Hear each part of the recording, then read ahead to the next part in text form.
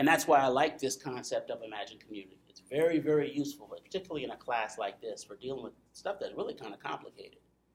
Right? Technically, Benedict Anderson is talking about nations. Right? What is a nation? What does it mean to be a part of a nation, a citizen of a nation, these sorts of things. We can use it to talk about that, right? We can use it to talk about what it means to be an American or an African American in this period of time. But we also can use it to talk about African American and Black identity. Both of these, Styles P and Smokey Robinson, for example, are connecting themselves, imagining themselves as a part of a larger community. Right? This is imagination. It's not a direct connection. You have to really put some work into making those connections. Despite the fact that you're an individual, it takes some work. And you see that their definitions were different. Right? They don't define Black or African American or African in the same way. And that might be okay too. It may lead to further complications, but that might be okay too. So we can use this concept of imagined community to talk about American identity and how it's constructed, how it's imagined. Right? Is the experience the same for someone that lives in DC, that lives in Montana, California? Not necessarily, right? A lot depends on where you are, your family background, any number of factors. And that's constructed. It's a constructed identity. We call ourselves Americans. We assume that we're the same and need to unify to have something in common, particularly in moments of national crisis. Right? I always use the example of 9/11. To that in a second, right? That's when folk, okay, American identity means something right now. We need to deal with it, blah, blah, blah, blah. Right? It gets really, really real at moments of national crisis. But the same concept might help us think about African identity. What does African identity mean? That concept comes out of contact with Europe. Came out of the Middle Passage. Right? Folks weren't calling themselves Africans way back when. That's the name that's put on it by someone else. You might have been Hausa or Igbo, any number of ethnicities or religious, backgrounds. So that's a constructed identity too. Africa is a continent with many, many countries, many, many peoples, extremely diverse, right?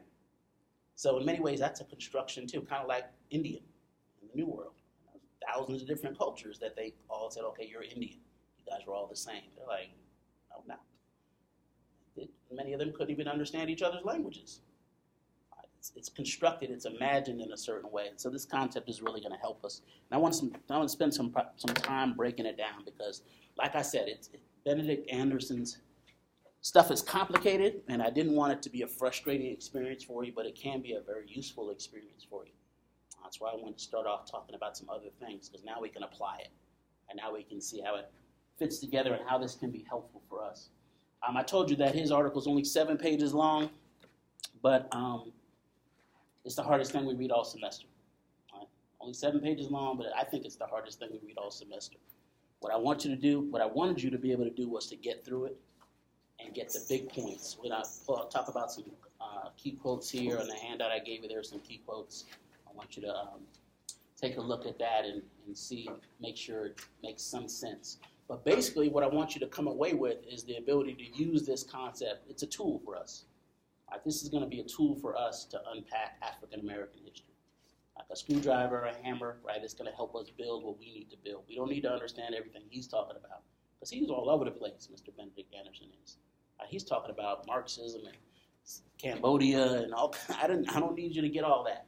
What I need you to get is basically those 4 questions that I asked about this in the Gladwell article, right? What's a nation? What's nationalism? Why is it so powerful? How do people connect themselves to larger ideas of community? And then how are we going to use it, basically, for our purposes? I'll go through a couple of quotes here, but I want to sort of do this as a group because this is not an easy reading. At least I don't think it's an easy reading, but it can be a very useful reading for our purposes. So on the handout, I put some vocab terms there, and I put some key quotes. I'm going to read through a couple of these quotes and try to let you know what I was thinking, what I think is important about this article, and how we're going to try to use it this semester, because it is really one of the foundations of this class. He's not talking about African Americans. He's not really even talking about Americans specifically in this introduction, although much of the rest of his book is about the United States. He's talking about what is a nation and why is this idea of nationalism or patriotism so powerful, even though it doesn't make perfect sense when you really think about it. It's not perfectly logical in a way. On the Blackboard site, those two readings are in this folder, introductory readings. I don't know if you can see this. And then underneath that, introductory readings, supplemental materials, there's a little PowerPoint, there's a copy of the notes and everything there. So don't worry if you don't follow along. We're kind of moving kind of quickly through this. But I'll pull up the PowerPoint just to point out a couple of things. First of all, I told you in the first 3 to 4 pages of this article just to get through it. He's all over the place on these first 4 pages. Let's say he starts off talking about Marxism and international world revolutions, all kinds of stuff. Cambodia, Laos, Vietnam. And Marxism generally may have thrown you in and of itself, and that's okay if that's the case, because Marxism itself can be pretty complicated. I'm not an expert on Marxism. Some of you poli-sci majors may know all about it in more detail than I do. Basically, the kind of essence of Karl Marx's view was that class identity is the most important identity. Class conflict is what moves history. Basically, workers are oppressed by those that own the factory. Say if you're a factory worker, you're oppressed by those that own the means of production, he said. You're oppressed by your boss. Some of you understand this. When you go to work, you feel oppressed by your boss. But Karl Marx said, you know what? Eventually the workers are going to figure out that they're oppressed by capitalism, and they're going to revolt against it. They're going to figure it out. They're going to figure out that all workers kind of share something in common. Imagined community. That's what Anderson would say, right? They're going to form an imagined community as workers, because class is important. He would say race. Karl Marx didn't think race was important. Gender, that's all secondary. It's about your class identity. They're going to figure it out. They're going to get with other workers. They're going to revolt. Now, we could immediately translate that to our purposes. Think about slaves. Despite the fact you might have different masters, live in different states or whatever, you're oppressed because you are African and a slave. These slaves eventually may figure that out, may revolt. You see revolts throughout American history, throughout world history, by slaves. But Karl Marx wasn't talking about that. He was talking about workers. He said eventually they're going to figure out that capitalism as an economic system is oppressing them. They're going to overthrow it. They're going to put something else in its place where the workers own everything and everybody shares, right? Socialism, Marxism, all that kind of stuff comes out of that idea.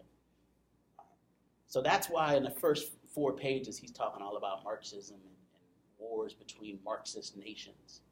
He's really talking about that because he says it doesn't make sense.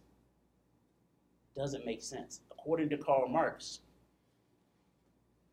Marxism was an international theory, a global theory. Workers in one country have something in common with workers in another country. Doesn't matter what country you live in, Karl Marx would say. And eventually the workers are going to figure this out. So he says, let's say, for example, you're a steel worker in Pittsburgh, Pennsylvania in the 1890s. Right? There's a major riot that happens in Pittsburgh, Pennsylvania in 1892 because the workers get locked out. And Andrew Carnegie, they fight him, basically. Some of them die. Karl Marx would say, you know what? Those workers in Pittsburgh, Pennsylvania have more in common with steel workers in Russia or steel workers in India than they have with people in their own country that aren't of their same class status. So those steel workers have more in common with other steel workers, even if they're in another country, than they would people living in their own city that own the factories. Because it's all about class identity. Right? Well, if you believe that, though, when Anderson starts talking in the first 3 or 4 pages about different nations having wars with each other that are both Marxist nations, right, that have overthrown capitalism in other forms, they shouldn't be fighting each other because they should be unified at this point. So Anderson is like, why is that the case? We thought that nations weren't important anymore. We thought nations weren't important anymore, but they are. National identity is still the most important, he would say. Now, we kind of understand this, I think, in a different way. Think about all the technologies and things that have happened in the last 20, 30 years that really connect people beyond national borders. Think about the internet. I can get on right now and Skype with somebody in China, right? If something jumps off in China right now, I'll know about it in 10 seconds. Right? Back in the day, that wasn't the case. Right? Back in the day, something happened in Nigeria. It might take 3 days for somebody to write a letter, get on the ship, send it over here. Right? You find out. By the time you find out, it's over. Right? The world seemed much bigger. We seem much further apart. Now we feel like we're connected. The world itself hasn't changed in size, but we feel like the world is much smaller. Right? Things like technology, cell phones, television. Right? I remember when I was in Senegal, was a dude walking, a little kid, had a Snoop Dogg T-shirt on. I was like, what? You know, this is way back in like 1996. I'm like, how you know about Snoop Dogg? The radio's all kind of hip hop, and I'm like, this is crazy. Television, they know all about the Kardashians in Russia. Right? They still may not know what her talent is yet, but but the fact that television doesn't stop at the border, we understand this, right? We thought that it was all about the global age, the European Union, right? People using the same currency and stuff. I could swipe my card here and buy something. I mean, nations aren't supposed to matter anymore, but they do. So Anderson's like, wait a second, we thought nations didn't matter anymore, but they do. Really, that's what the first 4 pages is about. He's saying we thought that this was a global age, we thought nations didn't matter, but we get reminded every now and then that nations are still important. They are still important. We tend to get reminded in moments of national crisis. 2 countries go to war. All of a sudden it matters which side of the line you're on, right? We start talking about the dollar. The dollar, okay, exchange rates and We things. start talking about China, the yen versus America. Okay, yeah. You know, look at it. The way things working now is that China has become more powerhouse economy. They say that the economy's going down, but you look on the store shelf, everything's from China, so they kind of let you know where the truth is and who's lying. And it's almost bad if that economy does go down because we owe them a lot of money, right? So when the person you owe money starts having trouble, what happens? They're like, hey, we need that loan back, right? So everybody's related, right? We think that it's about global, but nation is still important. That kind of stuff often causes wars. Trade. When I say money, well, I just may not be on top of it. We start talking about Black Wall Street. Okay. You know, when the Black community was building up our own financial Wall Street, our own businesses, but Tulsa, Oklahoma, and all that. Yeah, Oklahoma.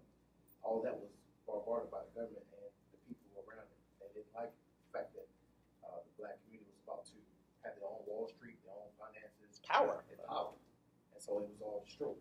And history doesn't talk about that. They literally lynch folks, burn it down, right? Attack it. And that wasn't a separate imagined community. Economically speaking, you keep money in the community, right? This is the whole trend in African American culture too. We started saying class. Does that kind of coincide with what he's saying? I mean, because when we try to build our class or financial class, it was all destroyed and taken away from us. So I mean. Yeah, yeah, and it's interesting because I think that was very much about class and about economics, but also race gets written into it, right? Because they attacked them not because they had a little bit of money, because a lot of folks have money in certain communities, but they were black with a little bit of money and power, so all of a sudden they were threatening. All of a sudden it was a threat, something to be dealt with. But yeah, you're definitely correct. And the fact that they, imagine themselves as a part of that community in and of itself is important. Again, this concept it can help us on a lot of different levels, and this is why I wanted to start with it. We can talk about gender with it, right? We can talk about class with it, race with it. We can talk about how all of them are intersected and combined with it. I mean, this is something we really understand, even though he uses a bunch of complicated language to really tell us about stuff we really already understand, right? Somebody walks into this class right now, right? Say they wait till 1 minute left, and somebody walks in here looking crazy, and they sit right in front. And be like, what's going on with this person? Why are they walking in our class? First of all, at the last minute, sitting there, they're disrupting what we're doing, right? They're an outsider. Maybe they were enrolled. Maybe the first person enrolled, right? That didn't matter at that moment. It's this kind of us versus them feeling that automatically seems to come in. This is our nation now. As soon as we close this door, this is our community. We feel like we have something in common with each other, even if we don't. We may not. I always use the example: somebody walks in and smacks me in the face. Just smacks me. You guys hopefully would think that's wrong. Why hit him in the face like that? They might keep smacking me. Hopefully somebody calls security at some point because I'm having a problem. But that's wrong. It's not fair. They shouldn't do that to him. They start recording it first. I know, right? Get me on YouTube, get some hits. But the assumption would be that's unfair. They shouldn't have treated him that way. Who knows? I might have been out in the parking lot right before this class. I couldn't find any place to park my cars. I was cutting tires. Commuter lot, faculty lot. And they might have seen me like, okay, we don't get him. He's in the computer science building. We're going to find him. Maybe I deserved it, right? But the idea is he's a part of our community. That shouldn't happen in that way. This is kind of the logic that Anderson is dealing with. Now he says, look at the title of this, Imagined Community. He says a nation is basically like any other form of community. It's just a bigger form of community. It's like your family. It's like you're a student in Montgomery College, right? But just expanded. There are 310 million plus Americans, right? If you are an American citizen or consider yourself an American or whatever, one of these quotes that strikes me is, where is it? The one on page 6, down towards the middle of the page, says, in an anthropological spirit. In an anthropological spirit, then, I propose the following definition of the nation. It's not till page 6 that he's giving you a definition that really works. Right? He's really trying to come up with a working definition of what a nation and what nationalism is. But this definition is interesting. It is an imagined political community, and imagined as both inherently limited and sovereign. It is imagined because the members of even the smallest nation will never know most of their fellow members, meet them, or even hear of them. Yet in the minds of each lives the image of their community. So some fancy words. Basically, you don't have to know everybody in your nation to be a part of that nation. It's kind of like the point you were making reference to about African-American connections to Africa. You may not know anybody in Nigeria. You may know the family came from there, what have you, or feel connected to it in some way, and they are imagining themselves as a part of that community. This classroom, you may not know all 12 people in this room, but you belong here. It doesn't make you belong any less. Do any of you know all 310 million Americans in this country right now? Anybody have 310 million Facebook friends? I don't. I got about 120. I felt like I was doing good getting to 100. Does that make me any less attached? No. Anderson would say no, because it always involves imagination of some sort. Black people, if you imagine your connection to African American identity, why did you all care when Trayvon Martin case came out, or the Freddie Gray case came out? Why did you feel connected to that person? You imagine a connection to them, right? This is about imagination. Even though Anderson is not talking about race, that's how we're going to be able to use this. It's in addition to an American identity, it might be an African American identity you connect yourself to, African American male or female. I mean, there's any number of identities that you can connect yourself to. We can use this language to talk about this in complicated ways. On the first 3-4 pages, as you see some of the quotes here, he's like, look, on page 3, I'm driven to the conclusion that no scientific definition of the nation can be devised. He's like, look, I don't have a good definition for you, but the phenomenon has existed and it exists. So we know that there are nations, more than 200 of them in the world, right? Even though we don't have a good, perfect definition of it, we kind of know it when we see it, right? He says he's going to offer some tentative suggestions, some working definitions of this here. Then on page 6, he says, nationalism is not the awakening of nations to self-consciousness. It invents nations where they do not exist. Right? Again, the example that we had about connecting Black identity to Africa, even if you weren't born there. Right? You're inventing a connection. I was born in Ohio. My name is Sekani. My mother gave me that name in the 1970s, a moment when a lot of African Americans were giving their children African names and Arabic names, right? This sort of cultural moment, same moment when a lot of folks were choosing to be called Afro-American or African American. Right? A lot of this stuff is based on history and culture at that same time. I wasn't born on the continent, though.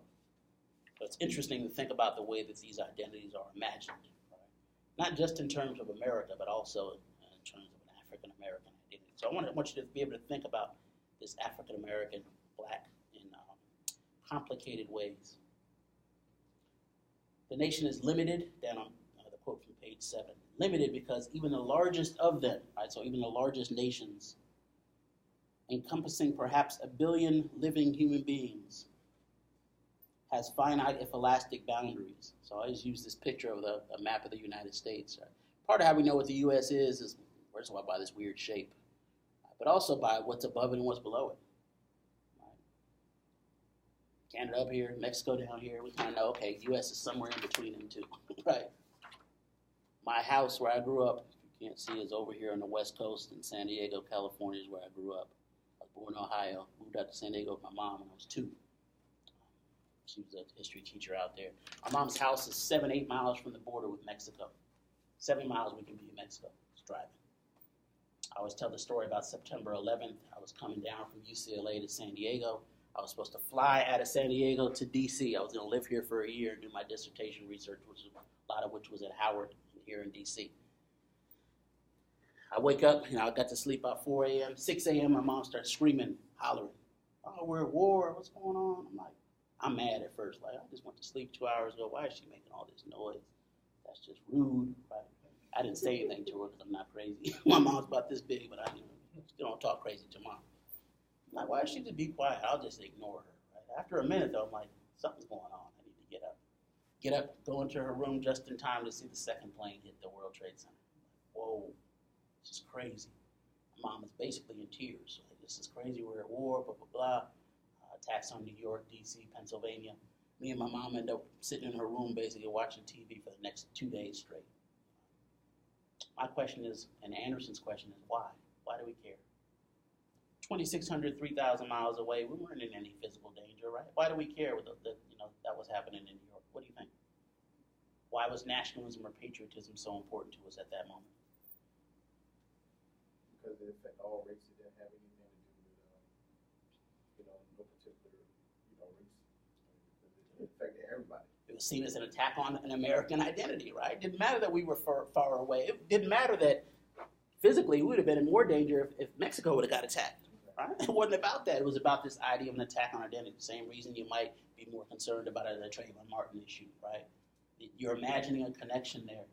My mom was a civil rights activist, went to jail, beaten up, was always heavily critical of racism and other isms in this society. But at that moment, she's like, we are under attack.